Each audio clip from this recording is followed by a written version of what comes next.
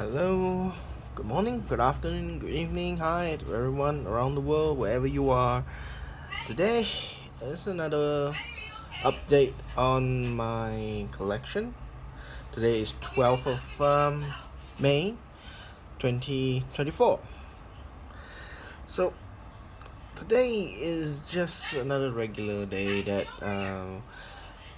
uh, at the flea market there was a so-called event of top pick collection of in the flea market, so there were more people came by today, and pretty much that is uh, uh, not many new things that I would see. Fancy me with me. There were much things there, but there are a lot of new people that I've met previously, and some of them are new. Like today, I met some of new people, new collectors, young collectors, I would say. They were like probably kids, coming in like a family oriented, father, mother, two sons, and one little daughter in the family. And both of the sons, both of the boys, they were interested in collecting banknotes and coins. Knowing that myself, I was in their age, do the same thing, enjoy collecting coins and collect, anything that is antique when I was young. But in the end, I just narrowed down that I'm more valued in the beauty and aesthetic of printing, so I focus on banknotes. For most of you who doesn't know, that the reason that I have many collections in my time. I collect the trading cards, like Pokemon cards, Magic the Gatherings. Not much of that. I normally that trading cards I just play with them rather than focusing on collection, not knowing the so-called cardboard value of it. Then I have banknotes, which we all learn to value money, and coins to extend of a hobby of precious metals and so forth, and intricate design of coins. And then also another one that is the stamps collection. Yeah, when I was young, I also did stamp collections. Now, what makes me derive to become narrowing down like anything would be final? You need to narrow down to something that you want to focus on your collection. Number one that I chose is banknote, of course. Throughout this time, I've been collecting and focusing on banknotes. Reason is because it is lighter. Uh, you can collect a huge amount, and then you can store them in a much more compact, and of course, its weight much lighter. Of course, its value drives in on the intrinsic of design. So for collection, I felt it's much more beauty, and also the beauty in security. How humanity tried to make a paper from banknotes or currency, any kind of monetization of certificate on paper, uh, is using it to create an art of security, like holograms, watermarks, the feature of having blind people indicating what is the banknote, the specialty in printing, the unique of creating the paper money that it can last long, and the evolution to polymer plastic banknotes. That intrigues me at the high point, being practically easy to collect. My meaning in that sense is uh, collecting banknotes because they are light, small, and the most important is light. And then by keeping it properly, you can store it in huge amount of collection in a very small space. So that's why I picked number one collection is banknotes. The second one is coins. Now, precious metal would heat the time. It's internal. If it's gold, the amount of weight of gold on that coin will remain the value of the bull markets of the coin's weight of gold. You can read in spot check on the currency of the coin right now. 1 gram in Malaysia is around 360, 380 ringgit per gram of gold. So no matter how long you keep a gold coin and so forth, if the coin is nobody interested, but the value of the material is there and guarantee it, then you won't lose the value of it, unless the world market view that the precious metal collapse in value. Then you suffer from that. But coin collections such as like those gold coins, silver coins, is normally added by the value of the metal plus the scarcity of the mint of the coin, means the design of the coin. One good example that a lot of people try to attract young collectors.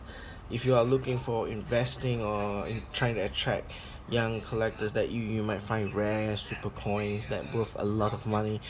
Some people might use like the Morgan dollars for the Americans, United States coins. Some of those coins are, most of the majority of those days are silver coins, so they're pure silver. And then we have coins like gold coins, like the legendary Panama coin, gold coins, the eagle coins, the double eagle coins. Certain years that minted very little, some worth at the US dollar is millions. 2 million, 3 million, 8 million, 10 million, 20 million. It's mind-boggling, crazy. But the advantage of having coins in hobby is, again, they are cheap. You collect those normal coins that is mainly used by the commoners, by the public. They can be very easy to find. They are very easy to collect, but they are difficult to store. If you have a huge amount of coins, the the way you have to collect would be detrimentally space consuming. It consumes a lot of space, and of course, being coin means using the certain metals. They you have the added weight of issues. Coins do weight. Some, of course, one coin might now weigh about a few grams, but when you have accumulated a lot of in your collection, they will weigh up to kilos. Yes, potentially reaching kilos.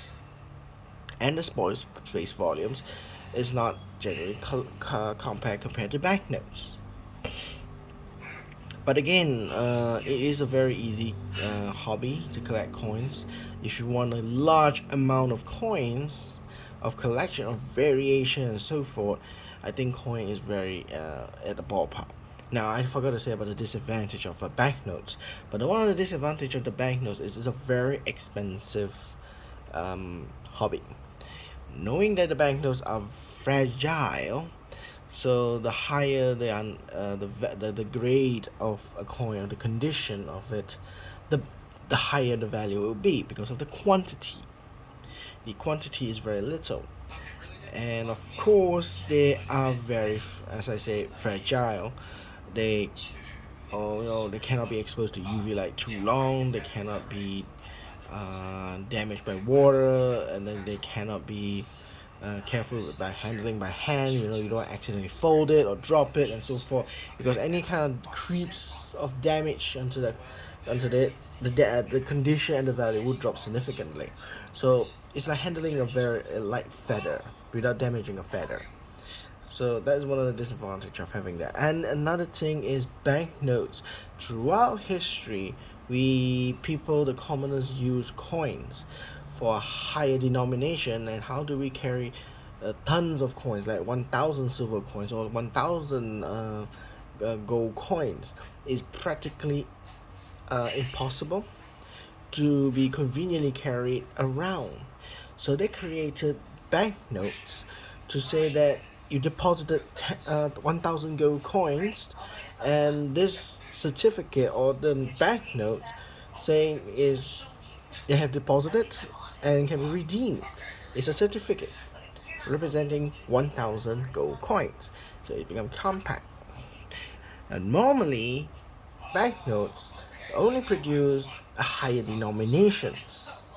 So you always find banknotes very expensive because their avenue of print are always in the high denomination of the currency. We're not talking about 1 cent, 2 cent. Of course, there are some countries produce banknotes in cents because the precious metals was not available. That was a bit more economic. I don't want to dwell on it, but that is how it is when there is banknotes. They are in cents or small denominations because they want to conserve the material to coinage, to make the coins to use on other purposes, etc. So using banknote as a representative that they have the value to use as trade or buying goods or selling goods.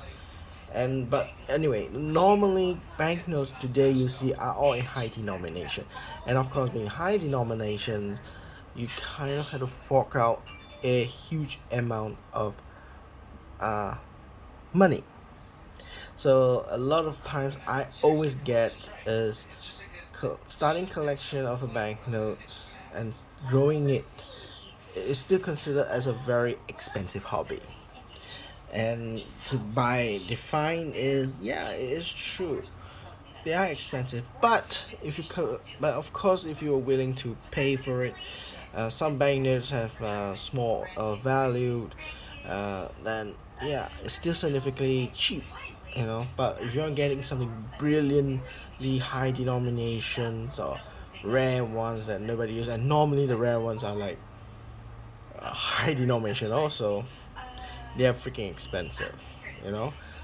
One good example of the banknotes that are very easy for everyone to understand, United States already banknotes only reach $100 denomination, but in the past, before even during and before Second World War, Americans do print $500 banknote, $1,000 banknote, $5,000 banknote, and the largest denomination for public consume 10,000 US dollar banknote.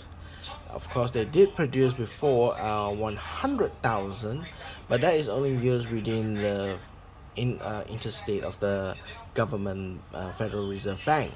It is strictly not to be used for the public. So, and is, if I'm not mistaken, till today, it's still considered illegal to own. It is illegal to own the $100,000 bill. It is virtually illegal. Yeah, but yes, collecting those banknotes are more expensive. Some reaching six figures, like 200, 300,000 US dollar for such a note. But those are the flying over the clouds, I would say, banknotes. But there are those humble banknotes or countries that have happened hyperinflation, like Zimbabwe, Afghanistan, Iraq, and all the small underdeveloped countries. You will notice like Africa, Africa, or Central Asia. You notice that the banknotes are also beautiful, and yet they are cheap to be bought actually because of their weak currency. To obtain it is quite easy peasy. Okay, what happened this week? Oh, sorry. What happened this week event in that I have discovered? Well, one of it is Malaysia. We had just yesterday. We had a by-election, one of the small by-election, mixed, and is remarkably is a mix, as I say in my last few one or two videos back on my records. There's a by-election, so the by-election has completed. Result was resulting a government win. It is a win for the government. That means there's no change. The previous member of parliament was the same, is a government member, is part of the government's side of a member parliament. So you can say that the government retained its seat, that rather than gain or loss, everything remains the same. It's a status quo. So it's not a big change. One of the significantly people that try to analyze is it is one of the few elections that after this new government has governed for about 2 years. You know, a lot of the plan has been implemented. Results is in progress. I would say, it is not complete. Of course, it is in progress. Uh, it gives the resounding promising that you know some analysts would say that there are majority of overall of the public is swinging to the government's favor. Government gains more voters being voted in the by-election yesterday. But in my own view, I would say the opposition is actually running its course much better.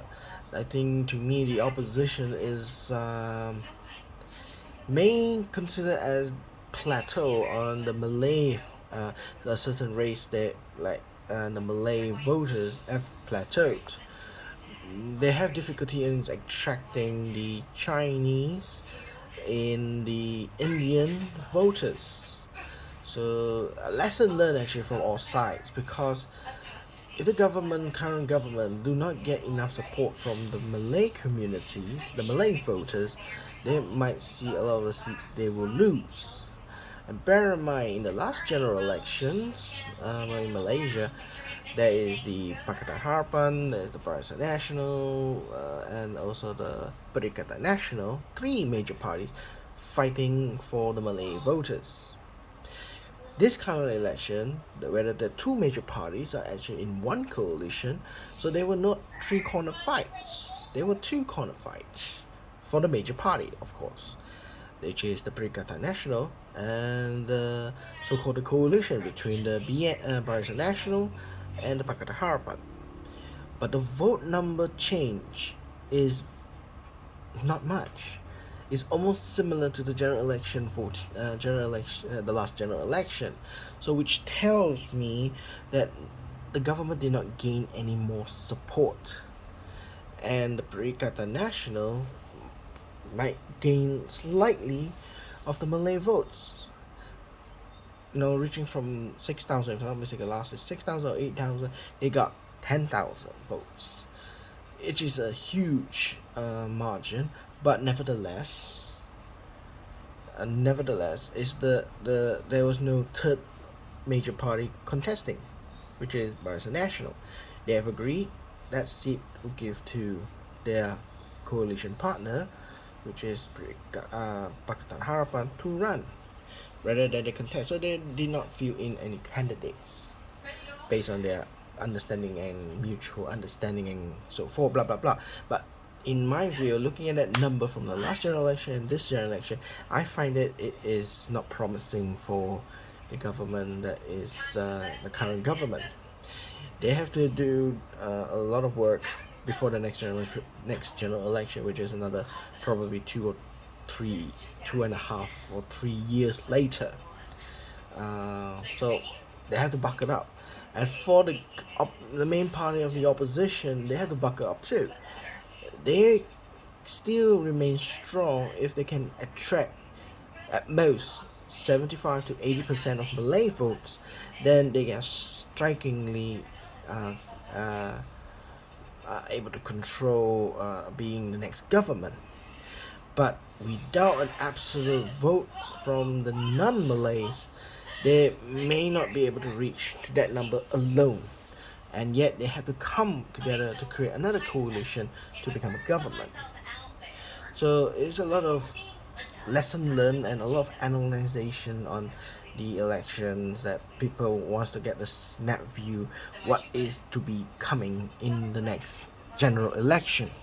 So this is one of those great ones, I would say, that a lot of people have fixation it yesterday and today about this election. So that's apart from that, Malaysia. Other than that, international, Yeah, as most of y'all know, people are talking about the Palestine, the Gaza issue. I tend not to attract this kind of news because it's quite toxic news. No matter whose side you are on, you're wrong. Whether you support, you're pro-Palestinian, you're pro-Israeli. The message is, to me, what they have presented is, to me, is wrong. My message is very simple. We should stop attack from both sides. We should condemn Hamas. We should condemn the Israeli government for brutally attacking the civilians in Gaza, or even West Bank, including West Bank side. And for me, the problem I would say is the civilians were not given a chance, especially the Palestinian civilian. They have no voice. People are playing the fiddles while they are trying to survive. It is sad. The thing is, they didn't get any information. Do we understand? Do we know that really majority of the Palestinian civilians in Gaza is supporting Hamas? We don't know. There were no elections. The last election was many years ago. Definitely at that time, the message is the people support Hamas in Gaza. Today, we don't know.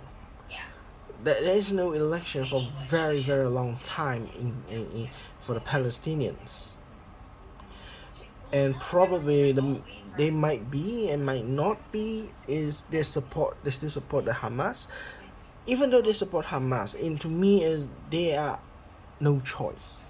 Out of no choice, out of nobody, they get the only one salvation: Hamas. If you're living in Gaza, you know you have no option. The only people that truly helps, being like Robin Hood, is Hamas. So the message is why Palestinians in Gaza support Hamas, because that is the only option they have in their situation in Gaza. They're not getting help from Israeli government, stating that you're able to go into Israel to work, to have their children going to school, or buying goods or trade. Is a total blockade under martial law, if I'm not mistaken, like military rules and regulation on the Palestinian people. They felt oppressed. If a strong one is oppressing the weak one, what option do they have? This is the same situation in Afghanistan. It is the same situation in Iraq. Why do we have ISIS? Why do we have this? Because we have political vacuum. They they just have no option. The masses of the area do not have any other option, they will retain this hope to the people that we think that they are doing right. For the Gaza is Hamas, because Hamas is actually helping them, helping the people. They are like Robin Hood. We don't recognize Robin Hood because they is a robber. Steal the rich, give to the poor. It's the same situation. For me, I think this is what Hamas is. Yes, it is. I do not condone what happened during September 7. Hamas have engaged in attacking, because that is the trigger for Israel to attack. But again, the public community did not take a stand to assist Gaza, the Palestinians actually. So international people, during the peacetime, temporary peace, there were no international people helping Palestinians in any country, especially from the Arab world, the Arab states, majority Muslim countries. They're not helping them. What is it they've done that some of those major Arab countries that has supreme wealth, I would say, they are they are how do I say this? Courting Israeli government. UAE has recognizes UAE has recognized the state of Israel. They have open diplomacy with Israel now. Israel is planning to make friends with all major Arab world and quietly, perhaps, to push Palestine out of the state. Perhaps. I mean, Israelis are doing it all very quietly, so I don't know about it. So for me, I'm actually quite tired of talking about or thinking about the current event in Gaza, Israel. Now it goes into United Nations and here, then there, they are talking, arguing each other. Is to me, it's if the if your own people can't help themselves, if the neighbors of the similar people unable to help, especially a Muslim countries majority, unable to help the Palestinian, what more would you ask for Western countries to get support? How could you convince Americans to support, especially those who are in power? Yes, we also recently we talked about last 2 weeks is about the school university protest for the sake of the Palestinians. Bear in mind, they are not in power. They don't control the military. They don't control the government. They are just mere students. They don't have the power to change, but they have the rights to provide opinions to the public to sway them to change. But being how it is, Americans will not be able to change, especially now in the very most sensitive period, which is they are having a presidential election. It is a very most sensitive year for the Americans. It could change. Either they vote for Donald Trump, that will become ultra savior for Israel, or retain to Biden, which I would say is will remain status quo. There will be no change. There will be no pro Palestinians. They won't help the Palestinians. Maybe they try to appease Israel not to bomb, but Americans are not going to do anything about it if Biden wins in the next 5 years. So basically, those who are pro or sympathetic to Palestinians in America, American voters, you have no option, to be honest. You have no option.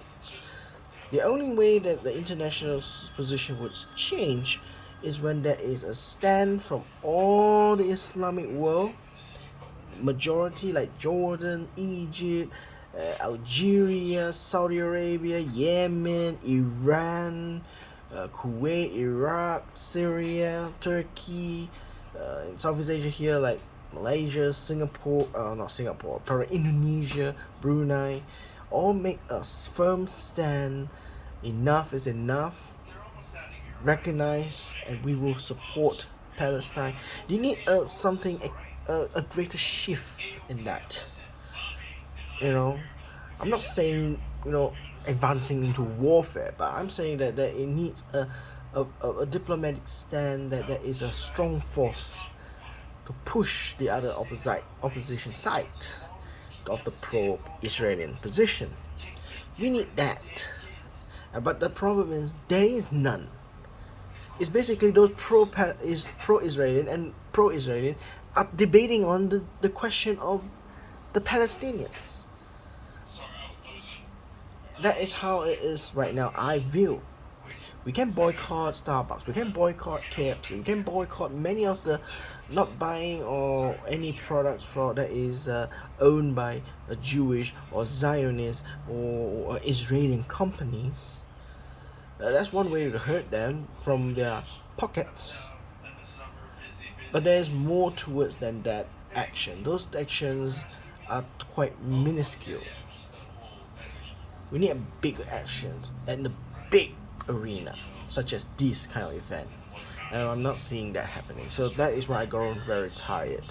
And well, I'm talking about half an hour almost about this kind of event. I would just leave it out to that. Anyway, what I've bought today. Now, we go back to the original program. That's my logbook on what I bought today. What I bought today is just only merely one thing. I got myself the 2016 Central Bank of Trinidad and Tobago, $10.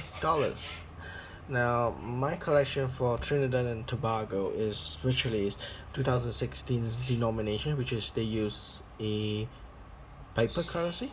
They use paper. Recently, not so recently, probably about a few years back, they actually changed everything to a polymer. All the denomination right now from $1 to $100 are all in polymer. So I am trying to collect this series, the paper one, the last paper series, and the polymer series side by side. They're actually similar design and similar color. It's just that the material have changed to be from paper to polymer. And in the polymer, you can't design so much so intricate because it's very expensive to manufacture. They became much more modern design, but they keep all the principal design like the $10, the color, the motif of the emblem of the country, and the bird, the national birds that have put up into this bank. $10. The central bank, the central bank of Trinidad's building, and then the port, they still remain the same on the polymer. The only difference is the watermark will not be there because in polymer, watermarks becomes a window. Yeah, window means it's a transparent plastic. You can see through, so call it a window. So I got this one for 22 ringgit. Again, 22 ringgit is like one meal for me. So I just give one meal. I got this dog that finished done. Some might say it's expensive, some might say it's not, but for me 22 ringgit is relatively okay. That's probably about $5, $5 that's worth about it. But I'm pretty happy because notes like this, just to complete my set is pretty much what I want to do. So right now for the paper side, I only remain $50. I have all the denomination except for the $50. And for the polymer, I'm just missing the $50. Again, the $50 has been elusive. It's so difficult to get $50 compared to the 100. Now, why is the reason for that? You gotta watch my or listen to my old videos that I have ranted on about banknotes. Why are the certain banknotes are difficult to buy and very expensive to buy, and why is it difficult to find, and so forth compared. So yeah, that's one that original price was 24, but the dealer just gave me 22. So I'm pretty happy they gave me 2 ringgit discount. 2 ringgit is not much, but it's still money. Another thing that I didn't buy, but I just got it because I felt like the notes is very good condition. It's just simple 2 pieces of 10 ringgit. Knowing that some the banknotes are uncirculated, that is circulated, some share for some share is probably no longer exists or what. So I just thinking, what, just hold it in and keep it. 2 running numbers, both of them are running numbers.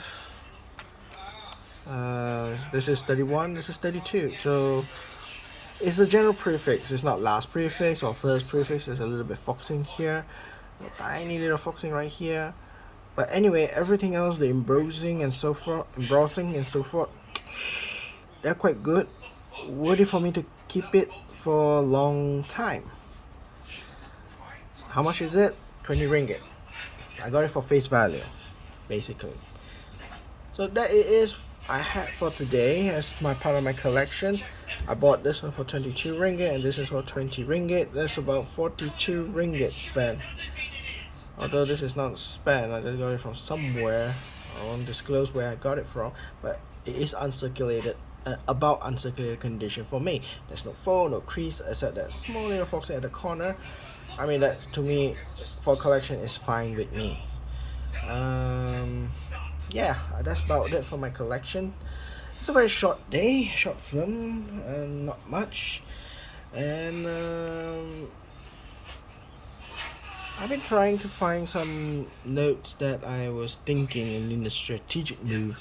I was considering on uh, selling some of my notes to get a better reinvest those funds for better notes. Also, Fort. There was one dealer today I met. It was trying to entice me to buy one of the notes. Let me show you what notes that he was proposing. Trying to get me. Hold on one moment. Where is that note?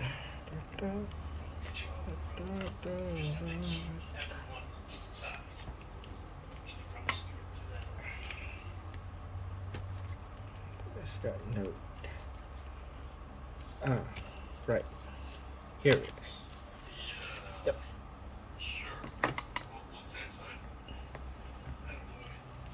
Yeah, here we go. I think I got that note.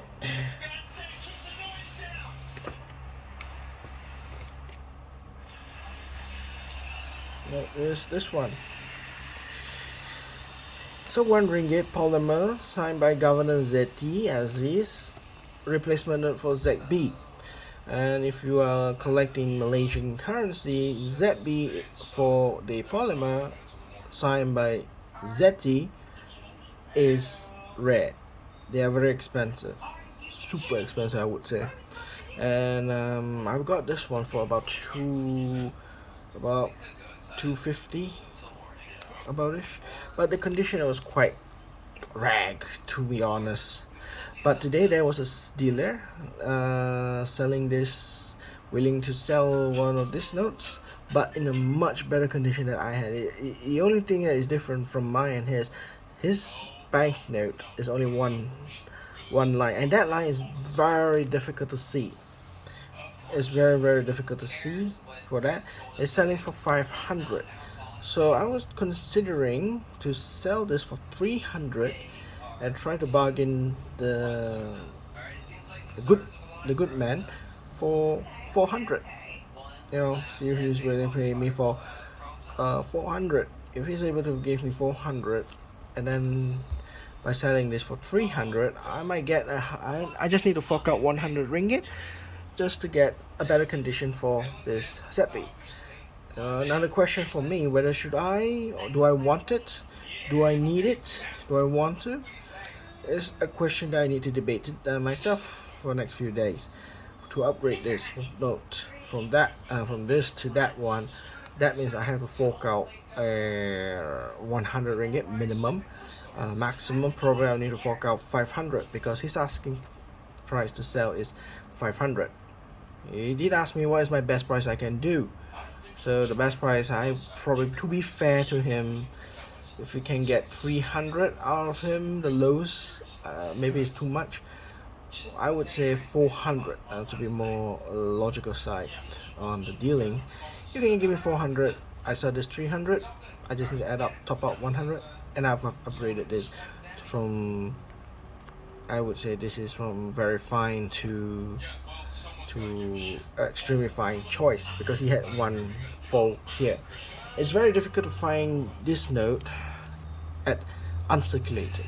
Even if you have found, in the market, if you can find this is uncirculated, they're worth about 1,000 over ringgit. The reason is just purely, as I said, it's difficult to find uncirculated ones. That's it. The reason for it that the uncirculated ones that are so expensive, like 4 figures, like more than 1,000 ringgit, 800 minimum. The reason for it that it's so high is because there are not many have been seen or found to be under uncirculated. Most of it is like this condition, like very fine. There's plenty of folds. The ink has been cracking at the ends because of being used. The tear wear start to be visible. Yeah. But anyway, the note is still rare. So whether to proceed to that or not, that's another question. So yeah, we'll see how it goes. So that's it for today. there is another auction coming up soon that I like thinking of considering adding in my bid. There's certain notes that I wanted to bid just purely for investment thinking rather than collectors thinking. But if I can't, I mean, if that budget are way out of my hand, is burst out of my plan or my financial plans, then I might need to just abandon it and just get few notes that I interested to get in, which is far more cheaper to complete my fulfill my collection. So anyway, thank you so much for your viewing. Do subscribe if you wish to see future clips or videos or any further information. And also subscribe if you can. You like.